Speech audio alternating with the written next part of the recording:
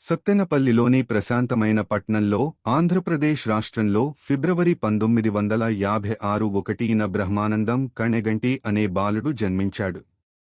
ఈ బిడ్డ భారతీయ సినిమారంగం, ముఖ్యంగా తెలుగు చిత్ర పరిశ్రమలో ఒక మహానుభావుడిగా ఎదిగిపోతాడని ప్రపంచం తెలుసుకోలేదు. బ్రహ్మానందం యొక్క ప్రారంభ జీవితం తన పుట్టిన ఊరి వలె వినమ్రంగా ఉండేది. ఆయన తన విద్యను ఓర్పుతో కొనసాగించాడు మరియు చివరకు మాస్టర్ ఆఫ్ ఆర్ట్స్ డిగ్రీ సంపాదించాడు. సినిమాల యొక్క గ్లామరస్ ప్రపంచానికి చాలా దూరంగా ఉన్న అతని మొదటి ఉద్యోగం, ఆయన పశ్చిమ గోదావరి జిల్లాలోని చిన్న పట్టణం అట్టిలిలో ఒక తెలుగు లెక్చరర్గా పనిచేశాడు. ఆయన ఉపాధ్యాయ వృత్తి సంతృప్తికరంగా ఉండేది, అయినప్పటికీ విధి అతనికి గొప్ప ప్రణాళికలు వేసింది.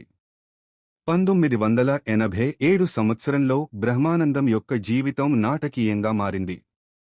ప్రసిద్ధ దర్శకుడు జంధ్యాల దర్శకత్వం వహించిన ఆహా నా పెళ్లంట చిత్రంలో పాత్రను అందించాడు. ఈ చిత్రంలో ఆయన నటన ఒక ప్రగాఢ అనుభూతిని కలిగించింది.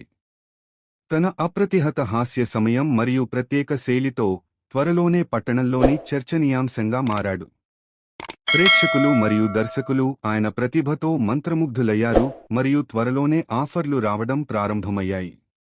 బ్రహ్మానందం యొక్క సినిమా పరిశ్రమలో ఎదుగుదల మెరుపులా ఉంది. ఆయన తెలుగు సినిమా పరిశ్రమలో ఒక ప్రముఖ స్థానం సంపాదించి 1000 కంటే ఎక్కువ సినిమాలలో నటించాడు మరియు గిన్నిస్ వరల్డ్ రికార్డులో ఎక్కువ చిత్రాల్లో నటించిన సజీవ నటుడిగా ప్రసిద్ధి చెందాడు. తన నటన ద్వారా ప్రజలను నవ్వించడం, ఏడిపించడం, అనేక భావోద్వేగాలను అనుభూతి చెందించడం వంటి ప్రతిభతో ఆయన గృహనామంగా మారాడు. తన ప్రఖ్యాతమైన కెరీర్లో బ్రహ్మానందం అనేక పురస్కారాలను అందుకున్నాడు, ప్రతి ఒక్కటి ఆయన అపార ప్రతిభ మరియు కృషి యొక్క సాక్ష్యం. 2009లో కళలకు ఆయన చేసిన సేవలకు గుర్తింపుగా భారతదేశ అత్యున్నత పౌర పురస్కారాలలో ఒకటైన పద్మశ్రీతో సత్కరించారు. ఆయన అనేక నంది అవార్డులు, Filmfare awards south, cinema awards, Seema awards మరియు సంతోషం ఫిల్మ్ అవార్డులను కూడా తన హాస్యనటనకు సంబంధించిన అప్రతిహత కృషికి గౌరవించారు. బ్రహ్మానందం యొక్క చిత్ర సంపద తెలుగు సినిమా గొప్ప విజయాల శ్రేణిలా ఉంది. ఆహా నా పెళ్లంట, బాబాయ్ హోటల్, హలో బ్రదర్ నుండి మన్మధుడు, ధీ, రెడీ, కిక్, దూకుడు, బాద్షా, రేస్ గుర్రం మరియు సరైనోడు వరకు ఆయన ప్రతి పాత్రకు నవ్వు మరియు ఆనందం తీసుకువచ్చాడు. అతని ఖ్యాతి మరియు అనేక అవార్డుల నేపథ్యంలో బ్రహ్మానందం వినమ్ర మరియు స్థిరమైన వ్యక్తిగా ఉన్నాడు.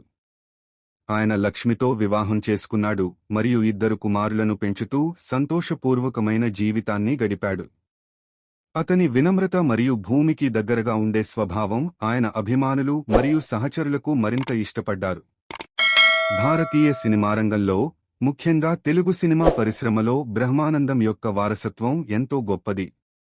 ఆయన పాత్రలకు హాస్యం నింపిన ప్రతిభ మరియు ప్రేక్షకులతో గాఢంగా సంబంధం కల్పించే సామర్థ్యం జనరేషన్లను దాటిన ఆరాధ్య పాత్రకర్తగా మారారు.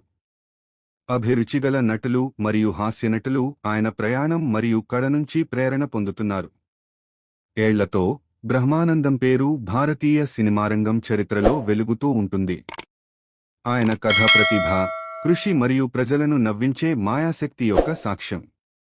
సత్తెనపల్లిలో ఒకప్పుడు చిన్న పట్టణంలో తెలుగు బోధించిన బాలుడు ఒక చిహ్నంగా మారి ఎల్లప్పుడూ ఆనందం మరియు నవ్వుల వారసత్వాన్ని వదిలిపెట్టి వెలిగిపోయాడు.